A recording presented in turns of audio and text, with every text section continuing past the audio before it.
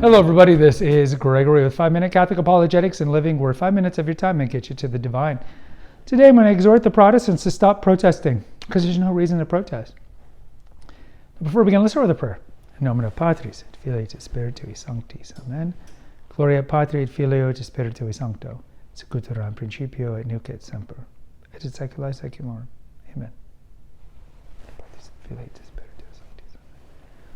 I had a commenter once comment how poor my ecclesiastical Latin is. Well, you know, I know my prayers in Latin, I do my rosary in Latin, and it's not my first language, so sometimes I do need to shore it up and reread the words in Latin. But, you know, to be fair, not a lot of people do their prayers in Latin, and so give me just a little graciousness on that. Protestants. You know, it's interesting how the term Protestant, it's been around since the 1520s. Of course, they're protesting against popery, against the great apostasy, the great abomination, as Luther would call the Catholic Church.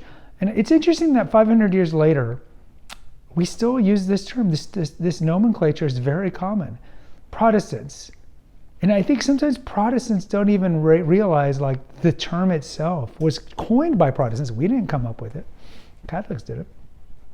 But it seems like if you're defined by what you're protesting against and not necessarily what your theology is, I think that in itself is maybe a problem. And it's not to say that Protestants don't have their theology. Certainly the Calvinists, you look at the more mainline Protestant denominations, they certainly have a systematic theology. If you look at Anglicanism and Calvinism, Methodism and all these things.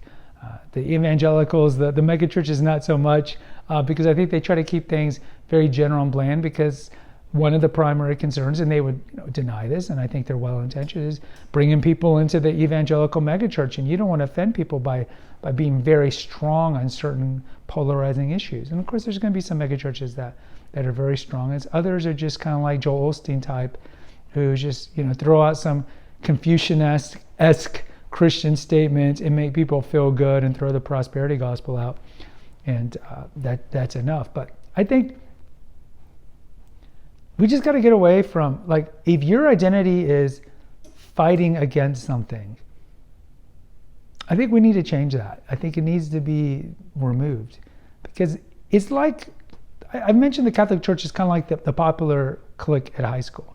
Everybody hates them, but really everybody wants to be one. Now, a Protestant will be like, I don't want to be Catholic. Well, Fulton J. Sheen has that great line. There's like 3 people who hate Catholics for what the Catholic Church actually teaches, but zillions who hate it for what they think it teaches. And of course, I'm corrupting Sheen's famous line. But I think there's a certain truth to it. I think the large majority of Protestants, if they really knew what Catholics taught, if they read the Catechism, for example, they wouldn't hate Catholicism. They wouldn't hate it. And I think there's just so much misconception that's intentional, done by Protestant pastors, and also or just passed down from generation to generation among Protestants, that Catholics aren't saved, Catholics are pagan worshipers and all these things. And it's like, there's no secret doctrine in Catholicism. Just go read the Catechism, or go ask a Catholic what we believe. Look at the early church. We are the successors of Peter. We follow Peter. We follow Peter. Who founded your church? A human. Who founded our church? Jesus Christ on the rock that's Peter. And I like to remind Protestants too, it's like, all your ancestors were Catholics. If you are European, regardless of where your ancestry came in Europe, they were Catholic for many times several hundred years, if not a millennium. They were Catholic. You have Catholic blood running in you. Either way, in closing, Protestants, stop protesting.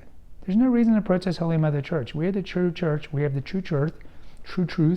We have all the books of the Bible, all the sacraments, all the things that your ancestors had. And I think that if you were to look into the Catholic Church, in particular the history of Christianity in general, and if you were open-minded, you would see that the Orthodox and the Catholics have apostolic succession. We have the traditions passed down from the apostles. We have all the early writings. You can see the early writings of the first 300 years, not more than the first 300 years, but we have unbroken writings that you can find on Amazon, going from the Didache, which was apocryphally written by the apostles, but we have writings written by the disciples of the apostles, like from John, his disciples, and then every generation all the way to present time that are consistent with Catholic teaching. The term Catholic was first used in 108 AD by Ignatius of Antioch, who was a disciple of John the Evangelist. Catholic just means universal. So you could be a free man, a slave man, a Gentile Jew, anyone could follow Jesus Christ.